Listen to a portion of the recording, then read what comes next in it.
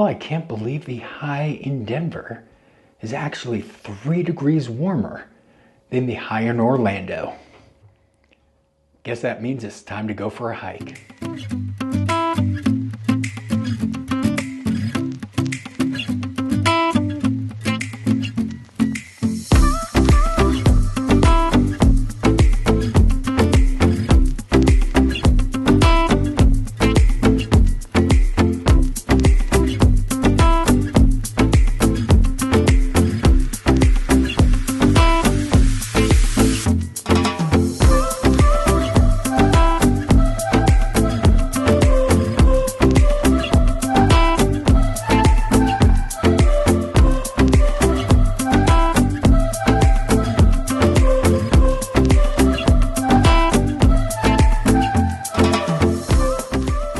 Hi everybody, welcome back, or if you're new, welcome in. Today, I've returned to a very windy Clear Creek Canyon. It's time to go explore that brand new trail. So why don't you come along and let's see what we can see. I'm beginning this adventure on a very blustery January 15th, 2026 at about 12:15 p.m. over at the Tunnel 1 trailhead, which used to be the topmost place where you could park and walk these trails, or at least the bottom trail. And the trails are still separated into two. There's this bottom one that goes all the way down into Golden. Then there's another top one a bit further up that kind of wraps all the way around and goes more where the rafters tend to go. And this is kind of more the no man's land between the rafters and tubers. It's also a nice little area where the trail kind of parts from the road finally.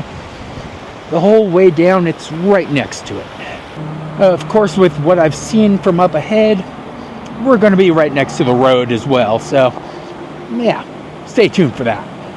And if I have time towards the end, I might explore that flume up there. Yeah, but now let's get away from the constant sound of semi-trucks braking and get into some wilderness.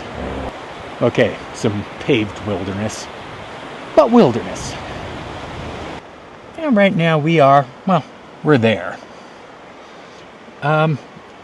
In past videos, towards the beginning of the year, I did walk around that way out towards Golden. Today we are walking up the trail all the way. We're going to try to get to there. I believe that's about where the trail currently ends. In the past, I think it used to end somewhere in this area. But yeah, now we have all this to go. So let's get exploring. But before we do, a quick look at the rules. And it's amazing how often that one gets ignored. It is a little bit chilly today, along with all the wind.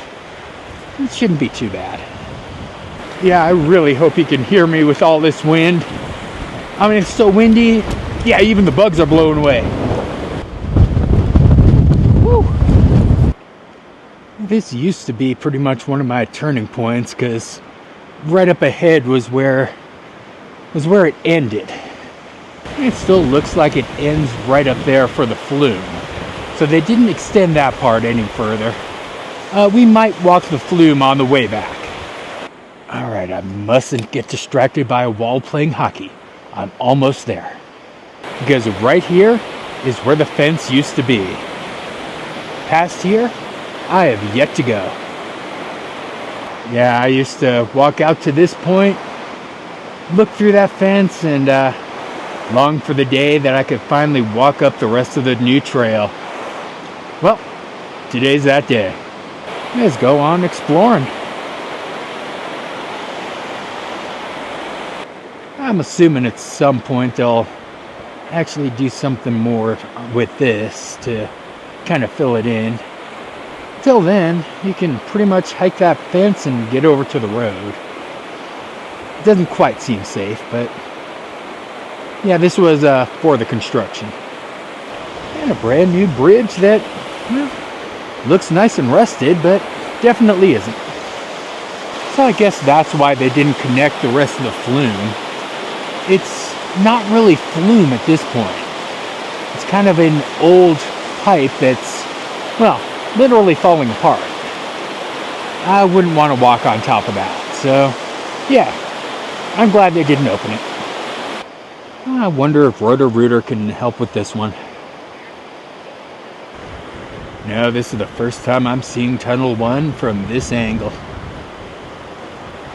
Yeah, I just had to tighten up my hat, because I've seen a few other people's hats blow away so far today. I'm not letting that happen. Because it is quite a blustery day out. You know, one of the things you don't really see when you're driving are the nets that help keep the rocks from hitting your cars. Thank you, whoever put those up. And now we come to, well, a couple of the new bridges. Yeah, all throughout when they were building, they kept closing down the road to occasionally bring in these little pieces of bridge. Glad I finally get to walk over them. And apparently this one is called the Diversion Point Bridge. Yeah, let's just walk across the new bridge, see what's on the other side. We do get some good views of the creek from up here. Hey, we found a sign with a little bit of history. Yeah, there's a QR code if you want to read it in Spanish. Yeah, I think we are at the head gate. It was built in the 1870s by Charles Welch. Yeah, no wonder they call it the Welch Ditch. I thought it had to do with whales. There's a picture from Clear Creek Canyon back in 1910. And next to it, an aerial view of Golden from 1888. So this is the spot where the water was diverted to kind of keep it at a high altitude and keep it running downhill. Interesting. I do like the fact that they put these little pieces of history out here. Now, I'm assuming that's pretty much where it was. That definitely looks human-made down there. Yeah, but now let's continue our little walk over this bridge before we get blown off of it. I love seeing little parts of the creek that I've never seen before. And parts of the road that I've only driven on before. Yeah, I really hope the day does not come when a car misses that turn and hits somebody on this walkway. And honestly, this part is a little bit close to the road. Kind of wish we had a little bit more dividing us. Yeah, especially with all the trucks going by. Almost constantly. But if you ignore all of that and look to the other side, it is quite beautiful. And I really picked a bad day for this as far as wind. Whew. I'm getting buffeted all over. I can hardly stand up. Again, my big fear is my hat. I might just take it off pretty soon. We'll see. Oh, and yes, many places in Colorado do have a decimal point on the mile markers. You know, in case you've seen those famous 419s. What I still can't get over are the 2 mile markers in Utah that I saw that were mile marker 68.9. Yeah, that was fun. You know, I wish all these cars would read the sign and quit trying to pass me. I think if I were to give any tips for coming out here, don't come on a windy day, and if you do, don't wear a hat. And if you do wear a hat, make sure you use a staple gun to attach it firmly to your head. Well, this looks like a nice quiet place for a picnic, doesn't it? You know, aside from all the cars whizzing by. And insert YouTube joke here. Still, you definitely would not want to go inner tubing in this. It's really not set up for it. Yeah, always make sure you take the time to stop and look around. You might miss, well, in this case, a memorial. I have no idea who it's for, but rest in peace. The downside of Clear Creek Canyon is, well, all the traffic. And definitely all the trucks. Yeah, it kind of smells like diesel around here. But if you just ignore it, it still is beautiful. I just kind of wish we were on the other side of the river at least. Because everybody loves diesel fumes. I've made it to mile marker 269 and a half. And just beyond that is another and much larger memorial.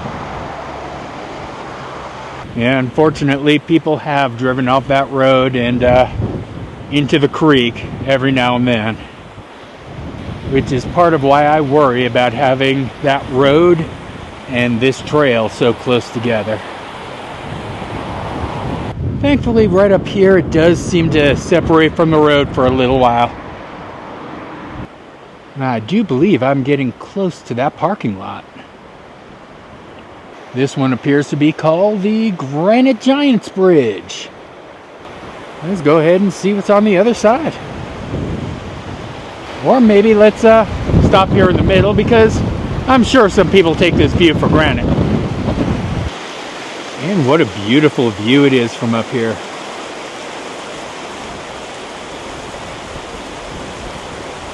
But I am fairly sure we're going to be turning around in just a little while.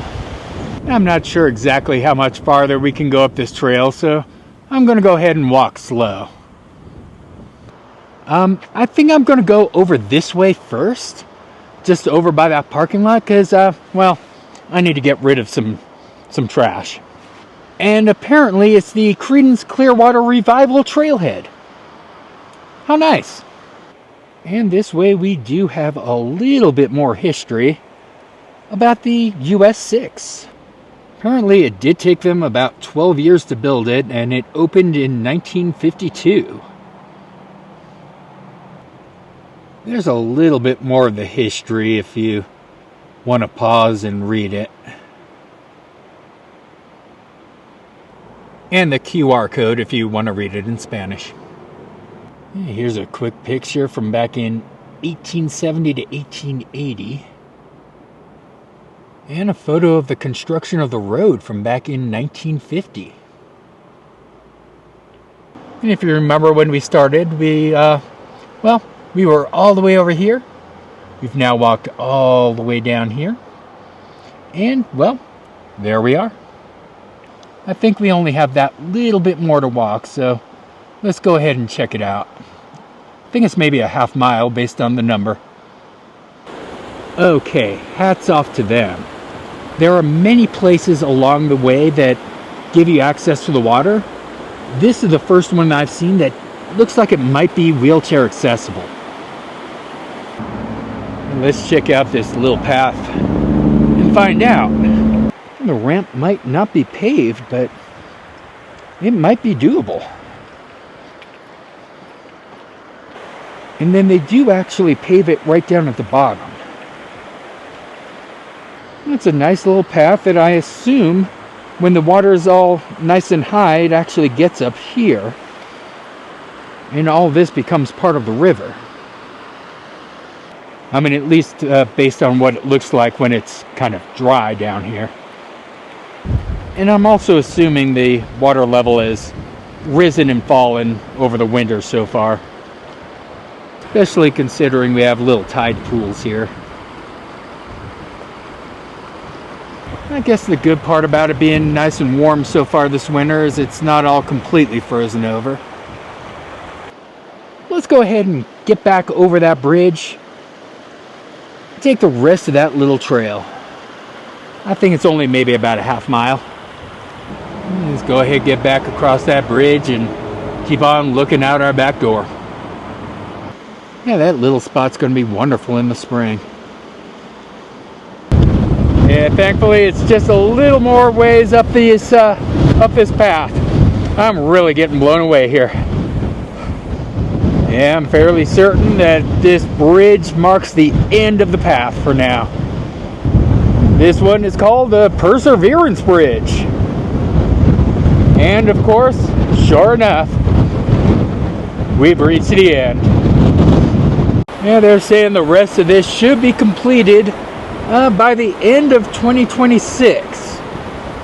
Time, of course, will tell, but yeah, I can't wait. Yeah, right now we've made it to here. They're building all this over here and a new little parking area.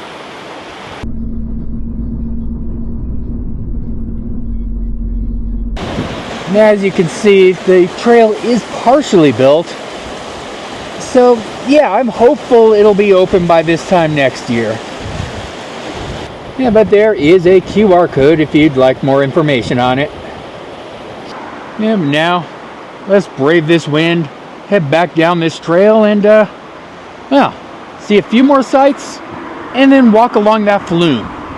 Here's another view of the entrance to that parking lot. You know, if you want to park at the top and walk downhill and then walk uphill back to your car. I kind of prefer where I parked. Because my walk back may be windy, but now it's mostly downhill. And there still are some sights to be seen on the way back.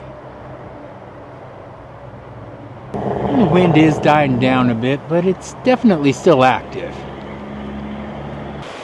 Yeah, I don't know how much I've filmed so far, but yeah, the microphone battery is down to 60%, and it's already 2 o'clock. The sun is also starting to get a little bit low. So let's head on over to that flume as quickly as we can. Yeah, now that most of this is in the shade, it's getting a little bit colder. Yeah, but that flume is right along my path, so I'll go ahead and take that detour when I get there. It shouldn't be too far from here. Just have to deal with all the diesel fumes. And what smells like some semi-truck's brakes burning up. Yeah, definitely not a fan of the section right next to the road. Just be careful out here. The road is icky. And I see why. And again, it is such a beautiful walk if not for the road right next to us. But there is quite a bit of beauty out here.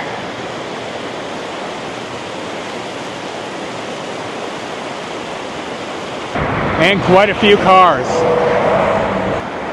I could only imagine what this part of the creek looks like with that river rushing. Can't wait to come back out here in the spring. Well, at least I finally found an area where there's actual sun. It hasn't completely gone away. I'm going to savor this little bit of warmth. Let's just take our time during this little part. Whew, going a whole 3 miles an hour. Nice. Oh, I'm going 4. Maybe I should slow down. Yeah, I can't believe that thing was trying to track my speed. By the way, my hair hasn't blown like this since the cruise. I wonder what it's going to look like by the time I get home.